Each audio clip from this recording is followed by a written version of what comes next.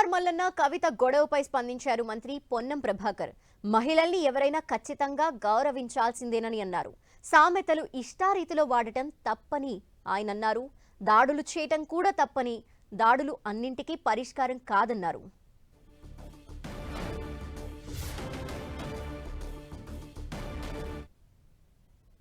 మహిళల పట్ల కాంగ్రెస్ పార్టీకి అపారమైన గౌరవం ఉంది. కొన్ని కొటేషన్స్ ఉండొచ్చు, నువ్వు నేను మాట్లాడుకోవచ్చు, ఇంకో మహిళతో అటువంటి మాటలు మాట్లాడే సందర్భం తప్పు. అది ఎవరైనా ప్రజాస్వామికవాదులు అందరూ ఖండిస్తారు. సేమ్ టైం దాడులు కూడా జవాబు కాదు. మాటలు తప్పు, ఏదైనా డెమోక్రటిక్గా జరగాలి. మేము ఇంత మాకు ఆక్రోశం ఉంది, ఆవేదన ఉంది. మేమింత న్యాయంగా చట్టపరంగా ప్రజల ఆకాంక్ష కొరకు ఇంత లీగల్ తీసుకొని పోతా ఉంటుంటే కొంతమంది స్టేట్మెంట్లు చూస్తే మేము కూడా దాడులు చేయాలి, కానీ మేము అంటలేము. మేము దండం పెడుతున్నాం, బతిమలాడుతున్నాం, ధైర్యం ఏమని అడుగుతా ఉన్నాం.